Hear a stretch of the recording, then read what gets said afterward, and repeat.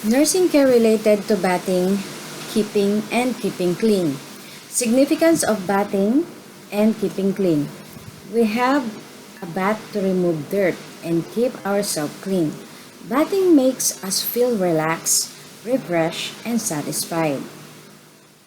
Moreover, it is effective for regular rhythm of life. Mechanism of mind and body related to bathing and keeping clean. Positive effects of bathing and keeping clean. The blood vessels expand and blood circulation improves. Metabolism is activated, reduces joint and muscle pains, and improves joint movements. Improves gastrointestinal function and promotes appetite, cleanses the skin and prevents infection, reduces stress and makes us refreshed and satisfied.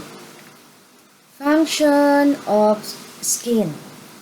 Absorb the impact from outside to protect internal organs, prevent stimulation from hazardous substance, moisturizes the skin with sweat and sebum, regulates the body temperature by sweating, retaining body heat. Structure of skin and sweat glands. Sebaceous gland. Okay, so we have epidermis, dermis, and adipose tissue. We have also the sebaceous glands and the eccrine gland. Okay, and apocrine gland. And also we have the hair root. Kinds of sweat, eccrine glands. Distributed all over the body. They do not smell. Eccrine glands. Apocrine glands distributed in the armpit, etc. And they smell. So, yung eccrine glands, mas superficial siya kaysa sa apocrine. Yung apocrine glands, which found in the armpit, mas, nasa adipose tissue layer siya. While the apocrine glands is on the dermis area. Okay. Areas of the skin that are easy to get dirty. The skin gets dirty due to secretion of sweat and sebum. Areas that are easy to get dirty. Areas that are easy to get dirty are areas where the skin is folded. Actuality of bathing, keeping clean. Points to remember regarding bathing, keeping clean. Be considerate of the feelings of embarrassment of the user. Manage the physical condition of the user. Observe the state of the user's skin. If you find any problem, report it to the medical staff. Improve the living environment to prevent falling, heat shock, etc. Improvement of the bathing environment. Room temperature. Reduce the temperature difference between the dressing room and the bathroom to prevent heat shock. Assistive device. Inspect the assistive device before use. Temperature of the bath water. Hot bath water can be burden to the body. Floor. As the bathroom floor is slippery, there is a risk of falling. Level difference. The level difference between the dressing room and the bathroom can pose a risk of falling. Explanation of determination. Heat shock. A sometimes life-threatening reaction to the sudden change of temperature, heat shock, is a word created in Japan by combining two English words. Nursing care related to bathing, before bathing. Confirm the physical condition of the user. Explain to the user the purpose and contents of the action, your action, and obtain consent from him or her. Improve the surrounding environment. Adjust the room temperature. Prepare the clothes to wear after the user has a bath. Have the user choose the clothes to suit the user's preference. Have the user to visit on the toilet before taking a bath. This is because he or she may feel the urge to urinate while having a bath. Users should avoid taking a bath about an hour before or after meals because it reduces digestive and absorptive functions. Have the user take liquids before the bath to prevent dehydration. Taking the clothes off. In order to ensure safety, the user takes off the clothes sitting on a chair. If the user has paralysis, or have him or her take off the clothes starting from the unaffected side and put on the clothes starting from the affected side. During bathing, when the user moves from the place to another, move along with him or her to prevent falling. If the user has paralysis, the care worker should stand by the affected side. Give a shower. First, check the water temperature by pouring some water on your hand. Second, have the user check the water temperature. For the protection of privacy, place a water over the genital area. Place a towel over the genital area. When showering, start pouring the water on the user's fingertips first and gradually move the center of the body. If the user has paralysis, pour the water starting from the unaffected side. Wash the body. Make a good lather with liquid soap and wash the skin without scrubbing it hard. Confirm that the areas that are easy to get dirty have been cleaned. As for upper and lower limbs, wash starting from the fingertips and toes to the heart. This is to promote blood circulation. The user gets in the bathtub. If the user has paralysis, have him or her get in. It starts from the unaffected side. Confirm that the posture is stable. Support the user as the affected side tends to move up, down the surface of the water. Check the user's facial expression to confirm his or her physical condition. The user gets out of the bathtub. Be careful as there is possibility or orthostatic hypotension when standing up suddenly in the tub. Pour some water on his or her body.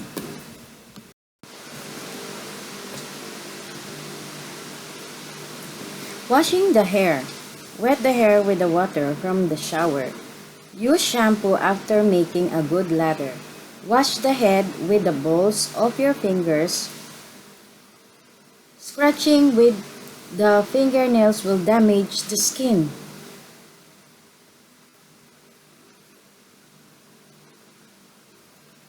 After bathing, wipe the body. Wipe with a dry towel to prevent lowering of body temperature. Wipe the body by pressing lightly with towel. Rubbing will damage the skin. Do not forget to wipe the areas where the skin is folded. Prevent drying of the skin with a moisture cream, etc. The user puts the clothes on. Use the dryer to dry his or her hair. Direct the warm air from the dryer to your hand to prevent the user from getting a burn. Have the user take liquids and rest.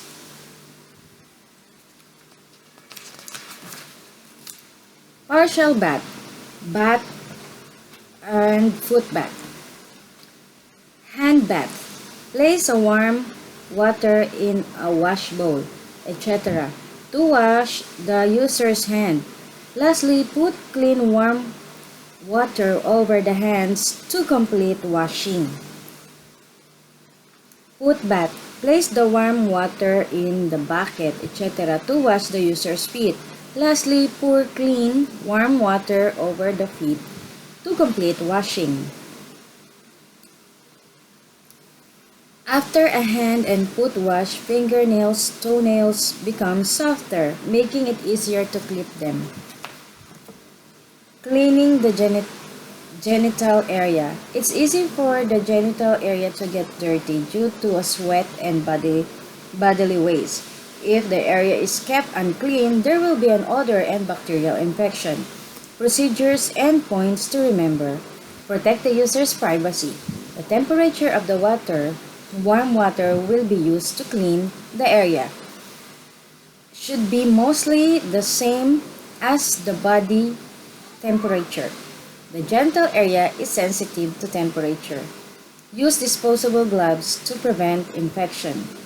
After the wash, wipe the area by pressing lightly with a dry towel. Observe the skin, and if you find redness, report it to the medical staff. How to wipe the genital area of the female? Always wipe from urethra to the anus. That is from front to back. To prevent infection, do not repeat wiping using same surface of the towel. Do not repeat wiping using the same surface of the towel. How to wipe the genital area of the male? In case of male, wipe the back of the testicles, stretching the skin in the area. Bed bath. Bed bath is a method of using warm water, liquid soap, and towel to clean those who cannot have a bath in the bathtub or shower for some reason. Bed baths help keep the body clean, promotes blood circulation, and stimulates the muscles. Kinds of bed baths. Complete bed bath to wipe the whole body on the bed. Partial bed bath to wipe part of the body on the bed. Partial bed bath is given when it's difficult to give complete bed bath. Procedure of bed bath. A complete bed bath is given in the following order: face, arms, chest, abdomen, back, legs, and genital area. I repeat, a complete bed bath is given in the following order. Number 1, face. Number 2, arms. Number 3, chest. And number 4, abdomen. Number chest or abdomen. Number 4, back. Number 5, legs. And last is the genital area. Necessary supplies: bath towel, liquid soap, clothes to wear after the bath, etc. Prepare warm water at a temperature higher than the temperature of the usual bathtub water. As the water temperature reduces quickly, prepare hot water as well. Washing the face. Start wiping around the eyes. Carefully wipe behind the ears. Wipe the arms and the legs, starting from the fingertips to the toes and to the toes and heart, to the heart. From the fingertips and toes to heart.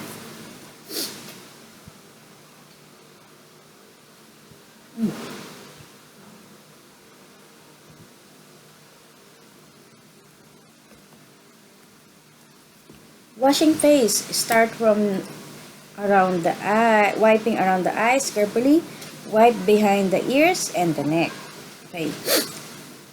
Wiping from peripheral area to the central area promotes blood circulation. Place the bath towel over the body to prevent unnecessary exposure. Wipe using big strokes such as from one joint to another as a rough standard. How to wipe the chest and abdomen areas. So, wipe the female breast in a circular motion.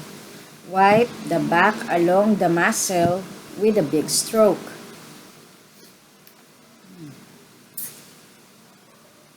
If liquid soap is used, wipe it off thoroughly. If the soap is left unwiped, it will cause itching. Take away the moisture with a dry towel right after wiping. If the moisture stays on the skin, body heat will be lost. How to wipe the back? So from the back, okay. From the scapula, from the center going out, and then in the lower back, from lower back going up towards the heart. Wipe from the peripheral area to the central area of the body, applying constant pressure. So from the peripheral area, from the lower part going up.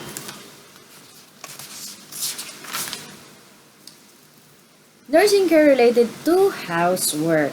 Significance of housework. Housework among IADL or instrumental activities of daily living includes cooking, cleaning, laundry, organizing clothes, shopping, etc. Housework is the foundation of daily living. IADL are necessary to maintain everyday life. Housework is highly subjective, and each person has his or her own lifestyle and preference. Example of IADL: cooking, cleaning, financial management, making phone calls, or taking a train. Actuality of nursing care related to housework. Cooking. People need to eat in order to maintain life and in a healthy life. Cooking makes food easy to eat and makes it possible to intake nutrients efficiently. Cooking is conducted in the following order: decide the menu, prepare the ingredients, cook, place the cooked food on the plate, set the table, and wash the dishes and put them away. It is necessary to cook to suit the physical condition of the user. Choose the food materials and method of cooking, taking diseases and allergies into consideration.